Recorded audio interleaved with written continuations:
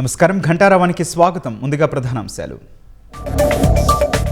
CM Chandrababu చొరవతో పొలాల్లోనూ పెట్టుబడులు. ఢిల్లీ నుంచి వచ్చి సీమలో భూములు కొంటున్నారన్న కేశవ్.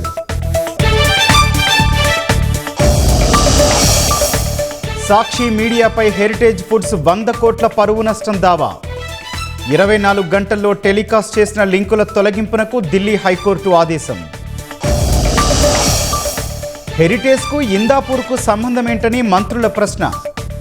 వైసీపీ క్షమాపణ చెప్పాకే కల్తీ లడ్డూపై చర్చిస్తామని స్పష్టీకరణ. తమిళనాడులో చేతులు కలిపిన డీఎంకే, డీఎండీకే. వచ్చే ఎన్నికల్లో కలిసి పోటీ చేయాలని నిర్ణయం.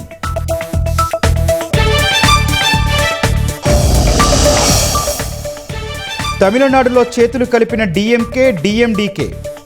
వచ్చే ఎన్నికల్లో కలిసి పోటీ చేయాలని నిర్ణయం.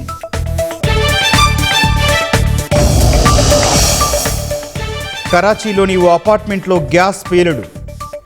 మహిళలు, పిల్లలు సహా 16 మంది దుర్మరణం.